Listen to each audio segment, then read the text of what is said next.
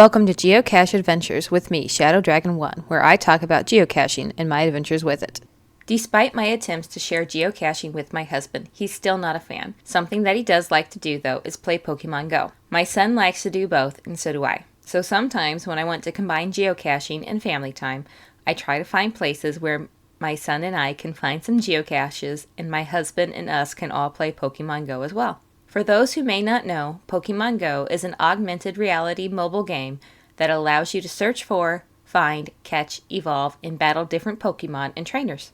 The best places I have found for this are parks that offer both Pokemon stops or gyms and geocaches. Not all parks offer a lot of both, so some research is needed ahead of time to determine the best places to go. In my experiences, parks, especially larger parks with lots of walking paths and play areas, will have at least a couple of Pokestops or gyms, so finding a to play Pokemon Go at least isn't very hard. But not all parks will have a geocache. Most parks in my area at least have at least one, but not all of them do. The ones that do have geocaches may not have the geocache in the same area as the Pokemon Go stuff. If you're having to do much bushwhacking to get to the cache, you're probably not going to be very close to where the Pokemon are. Another drawback is that if I'm trying to combine both, I may have to target microcaches. The only drawback to microcaches is that there is no room for swag, which is the part my son enjoys the most about caching. But if he's busy playing Pokemon Go, he may not care as much about there not being any toys in the cache.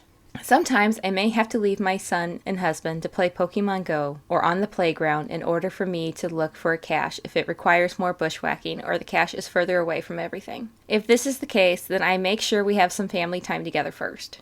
We've been able to successfully combine the two once or twice, but it's actually harder than I first expected, so it's not something that we do often. The big catch is, once you successfully combine them at a park, you may not be able to do it again at the same location depending on the number of caches there. If there are multiple caches, you can easily break it out in 2 or maybe 3 trips. If there's only one cache there, then it's one and done situation as far as doing both there. A more successful way I have found to combine the two is to decide on a park you want to go play Pokemon Go at, and then look for a quick park and grab in that area that you can hit on the way to the park or on the way home. This gives you more options if you're willing to detour a little. It's actually a good compromise in general for caching with muggles. I find it easier to make a short detour to get a park and grab while we're out running errands or headed places than it is to plan a day of family caching when my spouse is a muggle and my kid goes back and forth on if he wants to go caching or not. Warning, this part of the show contains spoilers for the cache that is about to be discussed. The cache was called Civic League. Cache ID GC1 3D5D. Difficulty rating 1, terrain rating 1.5. The description read, Meta, Missouri is a small rural town that has one of the most civic-minded populations that we've ever encountered. Not only does the town have a volunteer fire department, it also has a volunteer ambulance district, one of the only 2 in the state of Missouri. Almost everyone we've met is either a firefighter, paramedic, EMT, first responder, blood donor, or involved in some kind of supporting activity. Some people are involved in several. The fire department, the ambulance district, and the other activities are supported by the Meta Civic League.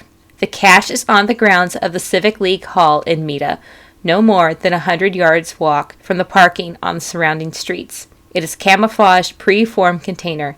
It has been placed after obtaining permission from the mayor of Meta. Hint, tree. There is a little-known town in this world called Meta, Missouri. It is a tiny little map dot about 45 minutes to an hour south of Jefferson City, Missouri. It is a little town that, if it was to be known for anything, it would be known for having a Diamond Dog food plant. But it's not really known. I spent a lot of time there over the years simply because it's where my grandparents lived.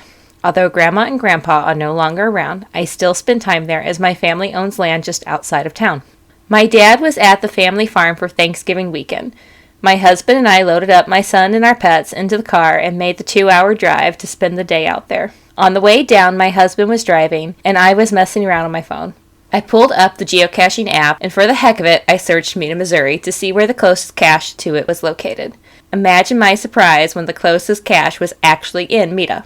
I was pretty excited about it. I told my husband, and he knew we would have to stop to find it.